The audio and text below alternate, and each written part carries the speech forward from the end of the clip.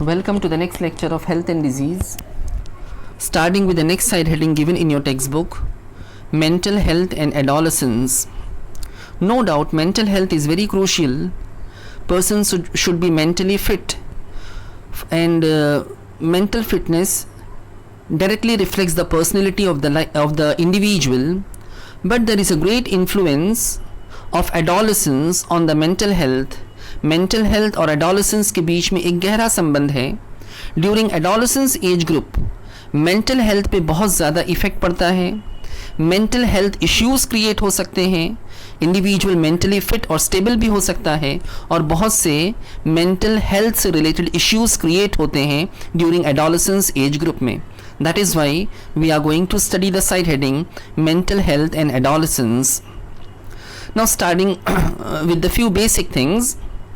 Many of the emotional and social changes have implication on the mental health. बहुत सारे emotional changes हमारी life में adolescence age group में ख़ासकर जो इमोशनल चेंजेस होते हैं, वो इमोशनल चेंजेस और जो हमारा सोशल चेंज है, जो हमारा समाजी चेंज है, वो हमारी मेंटल हेल्थ पर इफ़ेक्ट डालता है.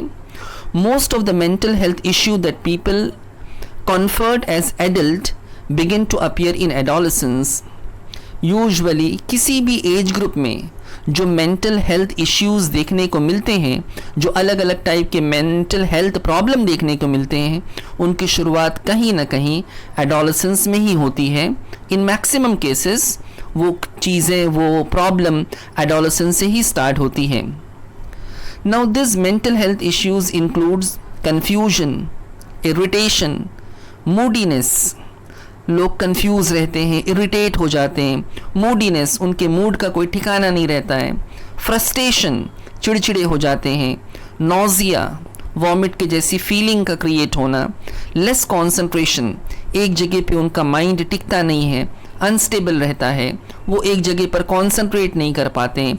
एडोलेसेंस के एज में यूजुअली बच्चे एसएससी एचएससी में रहते हैं, कई बार स्टडीज़ में कंसंट्रेट नहीं कर पाते हैं. हाइपर एक्टिविटीज़, कोई एक्टिविटी में एकदम हाइपर हो जाएंगे. Anger is very common during adolescence. ये सारे प्रॉब्लम्स एडोलेसेंस से रिलेटेड हैं और ये मेंटल हेल्थ के प्रॉब्लम हैं. इफ़ेक्ट ऑन लाइफस्टाइल, उनकी लाइफस्टाइल में चेंजेस होना, लाइक ओबेसिटी, ज़्यादा खाने की वजह से या इम्प्रॉपर लाइफस्टाइल की वजह से यूजुअली उनमें ओबेसिटी का प्रॉब्लम क्रिएट हो जाता है. Many time addictions can be observe during adolescence. Different type of addictions, लोग स्मोकिंग करने लगते हैं, टोबैको कंज्यूम करते हैं, ड्रग एडिक्ट हो जाते हैं, अल्कोहल कंज्यूम करते हैं. तो ये इसके लिए अलग अलग रीजंस हैं. उनकी लाइफस्टाइल है, या उनका मेंटल डिप्रेशन है, या उनमें आने वाला इमोशनल चेंज है, या उनका पीयर ग्रुप है, पीयर प्रेशर है. ये सारी चीज़ों की वजह से उनमें एडिक्शंस भी क्रिएट होने लगते हैं. एक्सीडेंट्स, अलग अलग टाइप के एक्सीडेंट्स. इसमें इस एज में, एडोलेसेंस एज में, शो ऑफ करने की भी एक थिंकिंग होती है लोगों में, जिसकी वजह से कई बार एक्सीडेंट या अलग अलग टाइप की इंजरीज उनको फेस करनी पड़ती है, लीडिंग टू इल हेल्थ, जिसके वजह से फाइनली उनके हेल्थ पर इफ़ेक्ट होगा. Now mental illness is in term of different form of depressions like insomnia and loss of energy. Mental health जो है, जब वो डिस्टर्ब होगी, उसमें क्या प्रॉब्लम क्रिएट होता है. तो ऊपर जो हमने पॉइंट्स डिस्कस किया, पॉइंट नंबर 3 में इरिटेशन, मूडीनेस, फ्रस्ट्रेशन, नोजिया, इसके साथ साथ इंसोमनिया, नींद नहीं आएगी, वो बराबर सो नहीं पाएंगे, और loss of energy. So these are the few basic things related to mental health. Now the next part is mental illness, disorder और अनफेवरेबल चेंजेस. मेंटल इलनेस, जो मेंटल प्रॉब्लम है, इट इज़ बेसिकली डिसऑर्डर और unfavourable change body में या mind में create होना, is associated with psychological और behavioural manifestation. ये साइकोलॉजिकल और बिहेवियरल चेंजेस की वजह से क्रिएट होता है. इसकी 2 कैटेगरीज आपकी बुक में दी हैं. साइकोलॉजिकल और बिहेवियरल मैनिफेस्टेशन जो है, they are broadly classified as, mental illness is broadly classified as either साइकोसिस और न्यूरोसिस. अब इन दोनों को इंडिविजुअली एक एक करके हम पढ़ेंगे. What is साइकोसिस and what is neurosis. Now starting with the first part, that is साइकोसिस. Now psychosis includes delusion. Delusion क्या है? Belief in something that is not true. ऐसी चीज़ों पे विश्वास रखना, ऐसी चीज़ों पर यकीन रखना जो एक्चुअल में नहीं है, या वो फैक्ट नहीं है, या वो हकीकत नहीं है। लोग ऐसी चीज़ों पर यकीन करते हैं, ऐसी चीज़ों का थिंकिंग, ऐसी चीज़ों की बिलीव उनके माइंड में डेवलप हो जाती है। जो चीज़ पॉसिबल ही नहीं है, जो चीज़ नहीं हो सकती, उस चीज़ पर यकीन करना और उस चीज़ को पाने की कोशिश करना, उस चीज़ को हासिल करना, उस चीज़ पर विश्वास करना, that is called as delusion. Second thing is hallucination. What is hallucination? An experience involving the apparent perception of something not present. Remember, hallucination is an experience involving the apparent perception of something not present. ऐसी चीज़ों का perception मिलना, ऐसी चीज़ों का एहसास होना जो एक्चुअल में वहाँ पर नहीं है, that is called as hallucination. Hallucination अलग अलग रीज़न से होता है. यहाँ पे it is no doubt it is a mental problem, it is a mental illness. Hallucination में वो चीज़ें हमें दिखने लगती हैं जो चीज़ होती नहीं है, वो आवाज़ हम सुनने लगते हैं जो आवाज़ होती नहीं है, उस खुशबू को हम महसूस करने लगते हैं जो खुशबू वहाँ होती नहीं है, उन बातों को हम, उन चीज़ों को हम महसूस करते हैं जो एक्चुअल में वहाँ पर नहीं है. तो वो चीज़ जो वहाँ पर नहीं है, उस चीज़ का एहसास होना, that is a hallucination. Hallucination no doubt is a mental illness, but apart from mental illness ये और भी रीज़न से हो सकता है. हेलुसिनेशन कई बार किसी चीज़ में एक्सेसिव इन्वॉल्वमेंट की वजह से भी होता है. किसी चीज़ में हम इस हद तक इन्वॉल्व हो गए, ज़रूरत से ज़्यादा इन्वॉल्व हो गए, तो भी उसकी वजह से हेलुसिनेशन हो सकता है. Disturbance in thinking process. I am talking about साइकोसिस. साइकोसिस में क्या प्रॉब्लम होता है? Disturbance in the thinking process. सोचने की जो एबिलिटी होती है, थिंकिंग प्रोसेस जो होता है, वो डिस्टर्ब हो जाता है. इंसान प्रॉपरली सोच नहीं सकता, प्रॉपरली थिंकिंग नहीं कर सकता. That is what happen in the case of साइकोसिस. Leads to Alzheimer's disease. बच्चों, साइकोसिस की वजह से अल्जाइमर्स डिजीज़ भी हो सकती है. अल्जाइमर्स क्या है? It is a type of loss of memory. Many time it is associated with the age. एक पर्टिकुलर एज के बाद, 50s क्रॉस करने के बाद कई बार लोग बातें भूलने लगते हैं, छोटी छोटी बातें भूल जाते हैं, अभी जो उनके साथ इंसिडेंट हुआ था उसको भूल जाते हैं मेनी टाइम. और कई बार ऐसी कंडीशंस, अल्जाइमर्स की कंडीशन हमारे आपके घर में जो सीनियर सिटीजन्स हैं उनमें भी देखने को मिलती है. अभी किसी ने, आपके ग्रैंड पेरेंट्स ने दवा खाया था, again he is asking for medicine. That means वो भूल रहे हैं बात को, इसमें उनका फॉल्ट नहीं है. That is a type of mental problem. वो अल्जाइमर्स डिजीज़ हैं. जो चीज़ें अभी रिसेंटली हुई थी वो भूल जाएंगे. अल्जाइमर्स जब सीवियर हो जाता है, हाई एज में, कई बार बड़ी एज में सीवियर कंडीशन हो जाती है अल्जाइमर्स की, it is a problem related with the brain. Alzheimer's is a problem related with the brain. It is a type of mental illness. तो इंसान हर चीज़ भूलने लगता है, हर चीज़ भूल जाता है. जो इंसिडेंट्स उसके साथ अभी हुआ वो भूल जाएगा, पहले की बातों को भूल जाएगा, यहाँ तक कि वो अपने फैमिली मेम्बर्स को भूल जाएगा, अपना घर भूल जाएगा, अपने आप को भूल जाएगा, अपना नाम भी भूल जाएगा. अल्जाइमर्स की सीवियर कंडीशन में ऐसा हो सकता है. Next part is leads to Alzheimer's disease, also leads to schizophrenia. Now what is schizophrenia? Schizophrenia क्या है? It is a type of mental illness characterized by disturbance in thought, perception and behavior, by a loss of emotional responsiveness, lack of interest and by deterioration in the level of functioning in everyday life. Definition थोड़ा लंबा है, फिर से मैं repeat कर रहा हूँ. What is schizophrenia? It is a mental illness characterized by disturbance in thought, perception and behavior, by a loss of emotional responsiveness, lack of interest and by deterioration in the level of functioning in everyday life. Now what actually the schizophrenia is? Schizophrenia ये वो एक ऐसा problem है जिसके वजह से इंसान पूरी तरह मेंटली डिस्टर्ब हो जाता है. वो हकीकत को एक्सेप्ट नहीं कर पाता, उसका बिहेवियर चेंज हो जाता है। लॉस ऑफ इमोशनल रिस्पॉन्सिवनेस, उसके चेहरे पे कोई इमोशंस नहीं, कोई बॉडी लैंग्वेज नहीं, एकदम डिप्रेस होकर एक जगह पर पड़ा है। जो भी उसके सामने हो रहा है उसके लिए कोई रिएक्शन नहीं, कोई रिस्पॉन्स नहीं। लैक ऑफ इंटरेस्ट, क्या चल रहा है लाइफ में, क्या चल रहा है सोसाइटी में, उसमें किसी तरह का कोई इंटरेस्ट नहीं दिखाएगा। Deterioration in the level of functioning in everyday life, उसकी एवरीडे लाइफ की जो एक्टिविटीज़ होगी उस पर सीवियर इफेक्ट पड़ेगा। वो सीवियर इफेक्ट की वजह से अपनी नॉर्मल लाइफ भी नहीं गुजार पाएगा। Remember, schizophrenia is a type of severe problem.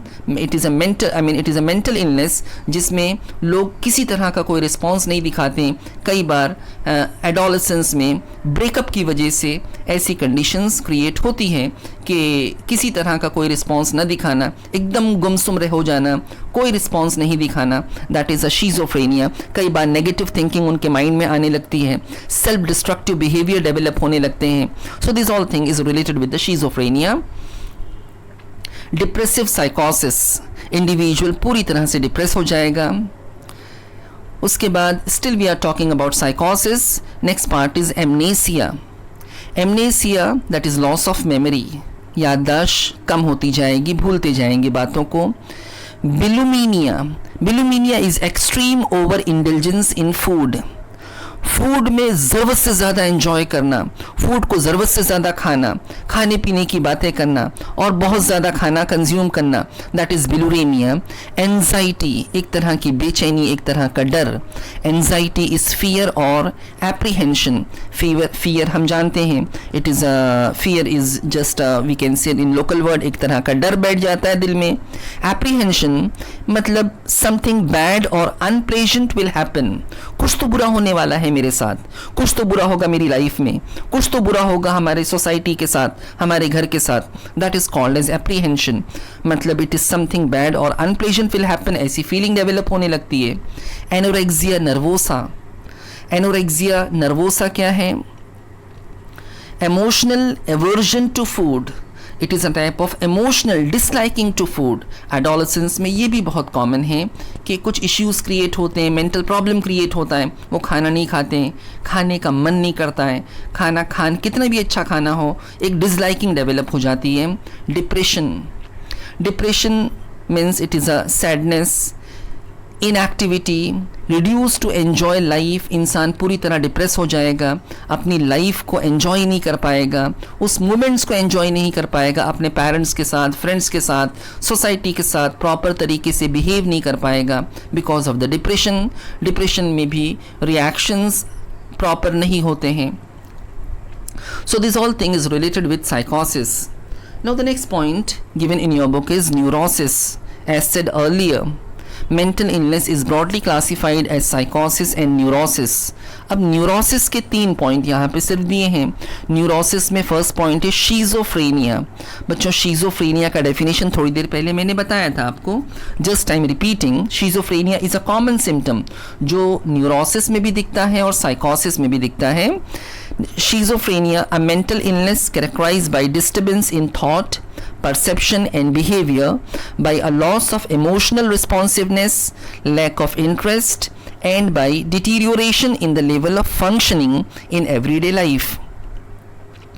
Second point is illusions. बच्चों, illusions क्या है?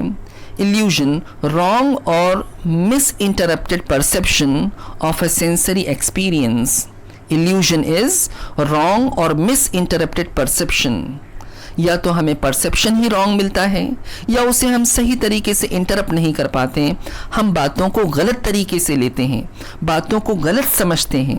रॉन्ग और misinterpretive perception of a sensory experience, सामने वाले ने ऐसी गलत बात नहीं कही थी मगर उसे हमने गलत तरीके से इंटरप्रिटेट किया। That is a problem, I mean that may happen in illusions. और next point is hallucination. Hallucination पहले भी मैंने आपको बताया था, because it is a common thing related with साइकोसिस and neurosis. Hallucination, an experience involving the apparent perception of something not present, जो चीज़ नहीं है उसका परसेप्शन हमें मिलना, that is hallucination. Now in this comparison, the comparison is given between psychosis and neurosis. बच्चों साइकोसिस और न्यूरोसिस में कंपैरिजन दिया है. साइकोसिस is a type of severe problem related to mental health. Neurosis is comparatively tolerable condition. It is not such a serious condition.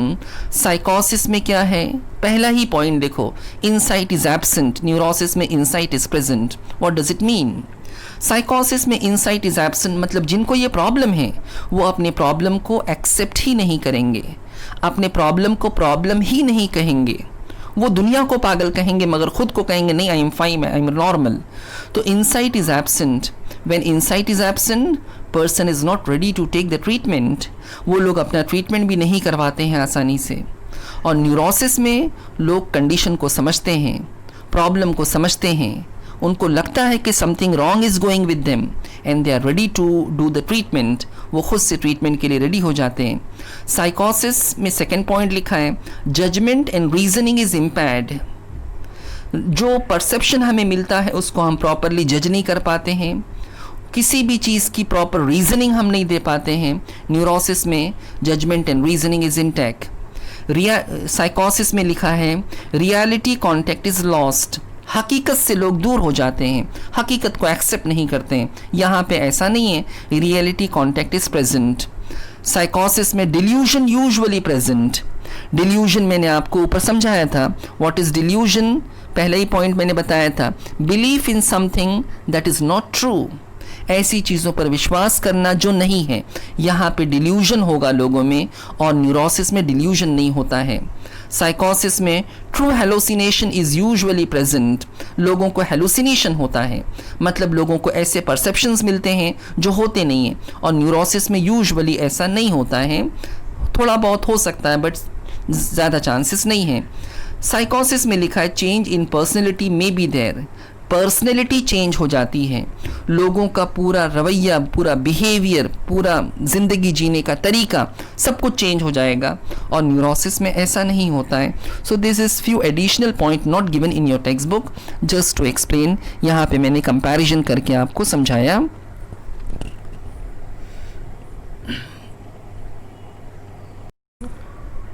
Treatment for mental illness. Treatment for mental illness, few points are given here. Treatment of such disorders, just now we have seen different type of mental issues. They are broadly classified as psychosis and neurosis. Now treatment for such disorders with non-pharmacological approach, that means without giving treatment with the help of medicines. इस problem में medicine देना avoid करना चाहिए, फार्मालॉजिकल treatment देने से avoid करना चाहिए. Then how to treat the individual with non-pharmacological approach with due respect to child, to the right of children. बच्चों के जो हक हैं, जो उनके राइट्स हैं, वो राइट्स को ख्याल में रखते हुए उनकी काउंसलिंग के थ्रू, उनको प्रॉपर काउंसलिंग करवा के, कोई साइकेट्रिक से कंसल्ट करके उनका ट्रीटमेंट हम कर सकते हैं. WHO has recommended evidence based guidelines under mental health. WHO has given various guidelines, WHO has given various suggestions how to treat such individual, particularly in adolescence age group. अगर वो individual adolescence age group का है तो किस तरह से उनको हम ट्रीट कर सकते हैं, उनकी क्या गाइडलाइन है. WHO ने रिकमेंड किया है, gap action programme, that is MHGAP में रिकमेंड किया गया है. So this much is given regarding the treatment. The next side heading given in your book 10.5 is addiction. So we are starting with the addiction. What actually the addiction is, addiction किसे कहते हैं, उसके definition से हम start करते हैं. This is a complex condition characterized by compulsive use of substance despite of its harmful consequence. किसी भी सब्सटेंस के हार्मफुल होने के बावजूद भी उसका कंज्यूम करना, लगातार कंज्यूम करना is called as addiction. Addiction basically is a physical and mental dependency on such substance इंसान अलग अलग चीज़ों को कंज्यूम करने लगता है और उस पर पूरी तरह फिज़िकली और मेंटली डिपेंड हो जाता है, उसके बिना उसका गुजारा नहीं होता है, वो नहीं करे तो उसके अंदर प्रॉब्लम क्रिएट होता है। This type of things, this habit is called as addiction. It is a complex condition characterised by compulsive use of substance.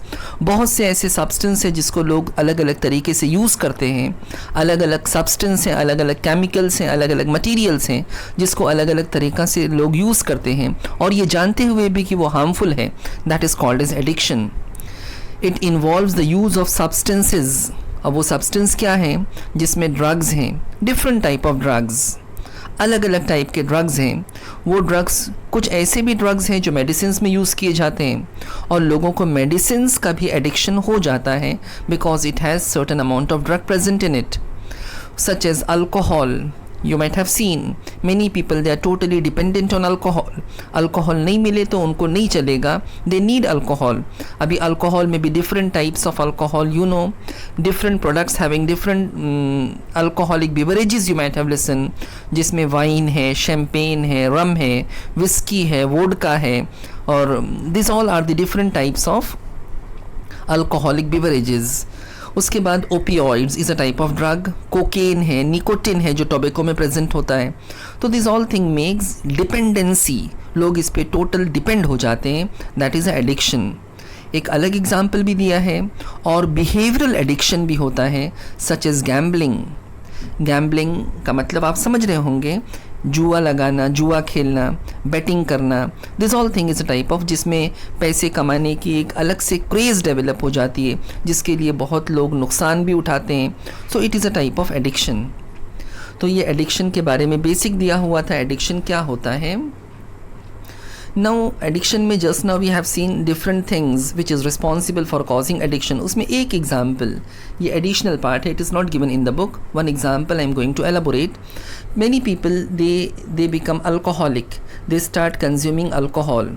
तो यहाँ पर दिया है how alcohol affects the different part of the body, how drinking affects your body. If you drink alcohol, what all happens in your body? It affects the brain, it affects the mental health, speech, eyes, lungs, stomach, pancreas, even liver और kidney पे भी उसका असर होता है। तो ये body के अलग अलग पार्ट पर इम्पैक्ट डालता है। This is the additional information I am not going to elaborate.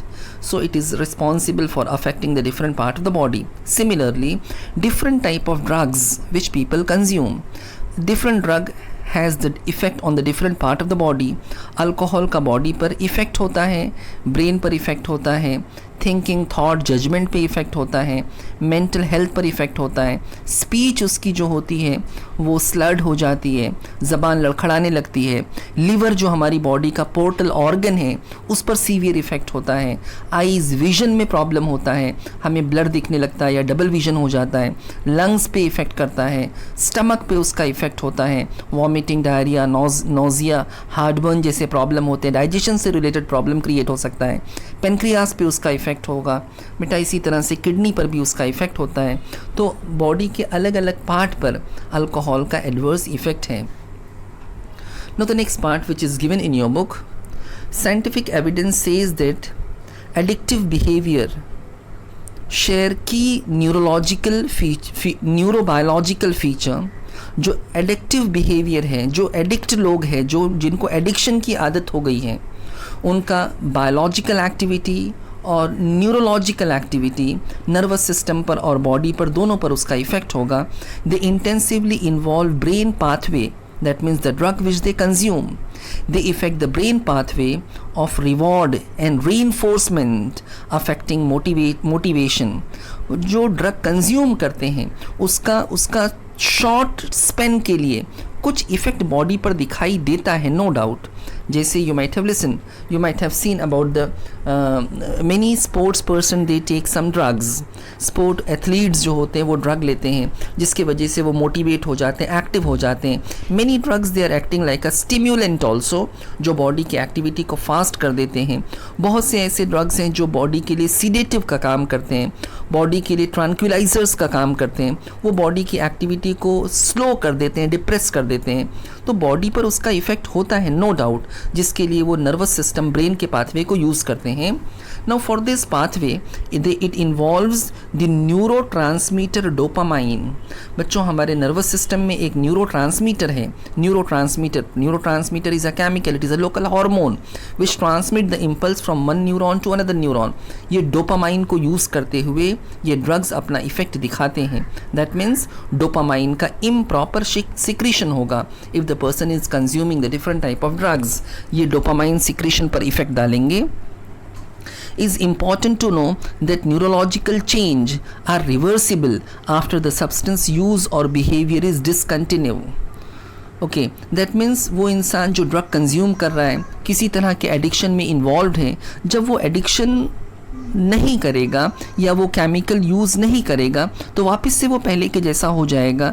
लेकिन पहले के जैसा मतलब जो उसको कंफर्ट मिला था वो शॉर्ट स्पेन के लिए मिला था, वो पहले के जैसा वापस हो जाएगा. मगर उस एडिक्शन का जो एडवर्स इफेक्ट बॉडी पर हुआ है वो लॉन्ग लास्टिंग होगा, लाइफ लॉन्ग भी हो सकता है. Addiction results in impairment of physical, physiological and psychological functioning of the body.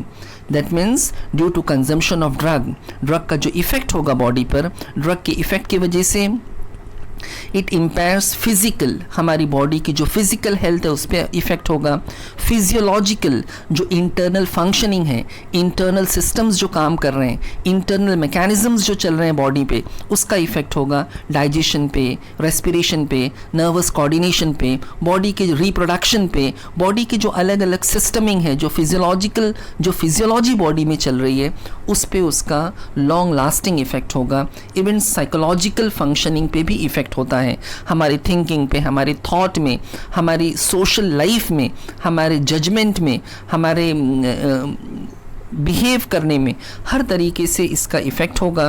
तो consuming the drug is not at all safe because it affects the physical, physiological and psychological functioning of the body. Now the next part is causes of substance abuse during adolescence.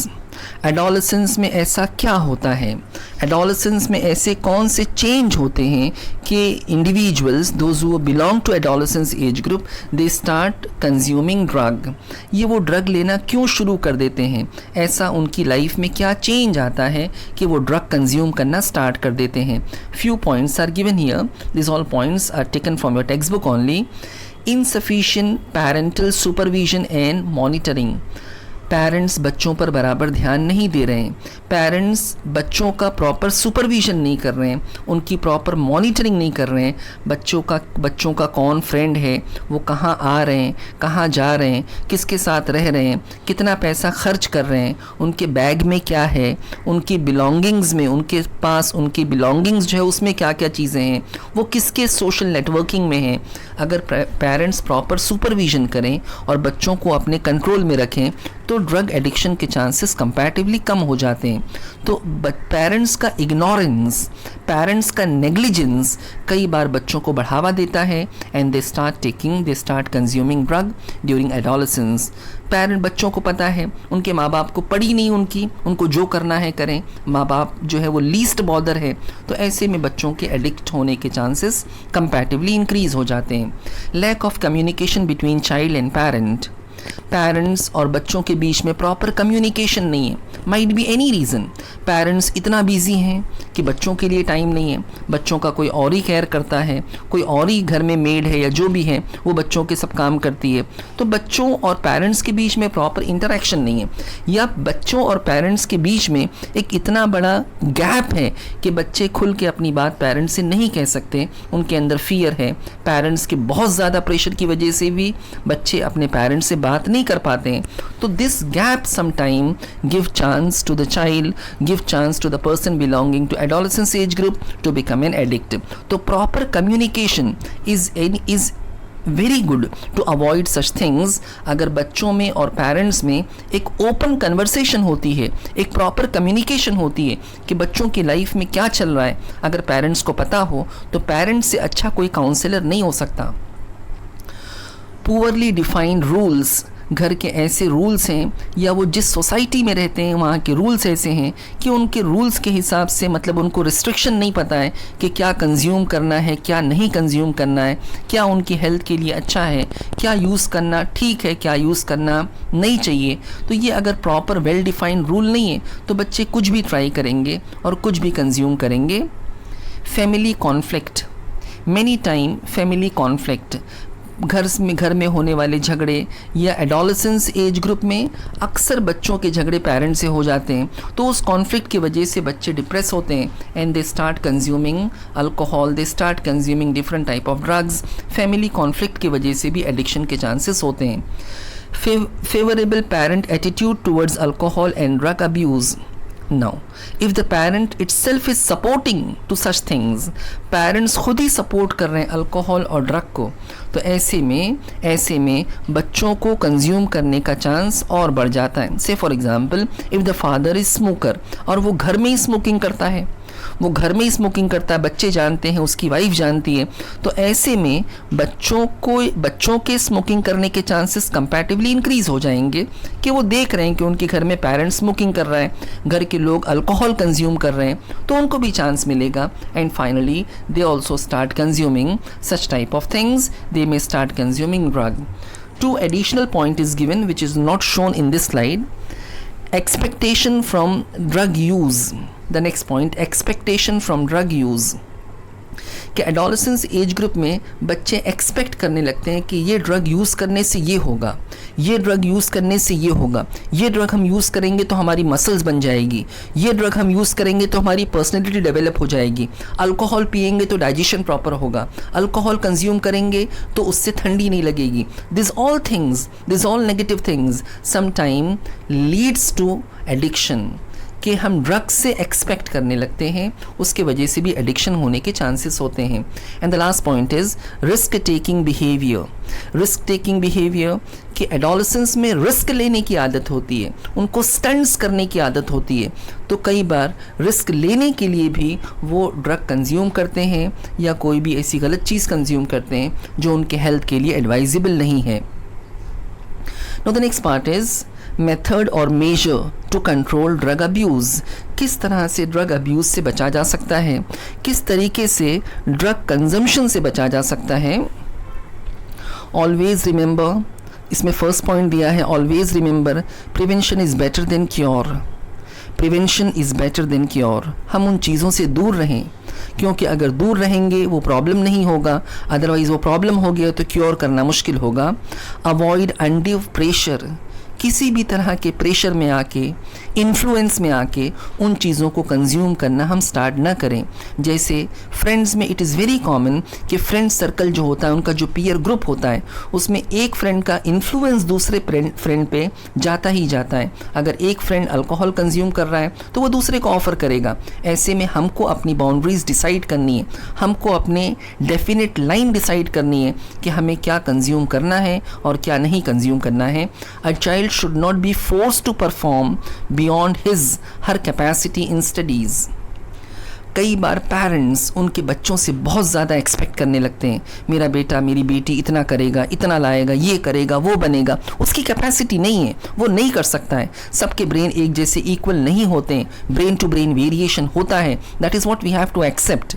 Okay, अगर हम बहुत ज़्यादा expect कर रहे हैं तो बच्चों पर एक ट्रेमेंडस प्रेशर क्रिएट होगा, उस प्रेशर की वजह से वो एडिक्ट हो सकते हैं। स्पोर्ट्स एंड अदर एक्टिविटीज़, हम किसी भी दूसरी एक्टिविटीज़ में बच्चों से ज़रूरत से ज़्यादा एक्सपेक्ट ना करें। उनके एक्सपेक्टेशन से ज़्यादा, उनकी एबिलिटी से ज़्यादा हम एक्सपेक्ट करेंगे तो it will adversely effect to the child. Education and counselling of child to face problem and stress. Education and counselling, बच्चों को प्रॉपर नॉलेज दें, स्कूल में दी जाती है, कॉलेज में दी जाती है, proper knowledge is must. Apart from knowledge, proper counselling in the sense parents हैं, पेरेंट्स बात में उनको समझाते रहते हैं, बोलते रहते हैं, that is a proper counselling. We have to do proper counselling. So education and counselling of child to face problem and stress. अगर बच्चे के पास नॉलेज है, प्रॉपर काउंसलिंग होती है, तो वह ऐसी चीज़ों में, ऐसी एक्टिविटीज़ में इन्वॉल्व नहीं होगा। To accept disappointment and failure as a part of life. To accept disappointment and failure as a part of life. हर किसी की ज़िंदगी में उतार चढ़ाव आते हैं. ज़िंदगी में फेल होना या डिसअपॉइंट होना, ज़िंदगी ख़त्म होना नहीं होता है. कई बार लोग डिसअपॉइंट होकर या फेलियर्स की कंडीशन में एडिक्ट हो जाते हैं. उनको ये बात समझना चाहिए, उनको ये बात समझाना चाहिए कि डिसअपॉइंट होना या फेलियर होना लाइफ का एंड होना नहीं होता है. We have to try again, we have to do our best. ऐसी कंडीशन में, डिसअपॉइंटमेंट और फेलियर की कंडीशन में कई बार लोग एडिक्ट हो जाते हैं. Channelise the energy of child in sports, studies and other constructive activities. During adolescence जो बच्चा होता है, जो इंडिविजुअल होता है, ही और she is full of potential. उसके अंदर ट्रिमेंडस एनर्जी होती है. तो उसकी एनर्जी को राइट पाथ में इन्वॉल्व करना है. उसकी एनर्जी को स्पोर्ट्स में, स्टडीज़ में और दूसरी कंस्ट्रक्टिव एक्टिविटीज़ में यूज़ करना है. अगर उसकी एनर्जी वहाँ हमने यूज़ नहीं की तो वो गलत रास्ते पे अपनी एनर्जी यूज़ करेगा, which leads to different type of problem, which leads to mental health issues, which leads to addiction का प्रॉब्लम. तो this all thing is related with the addiction.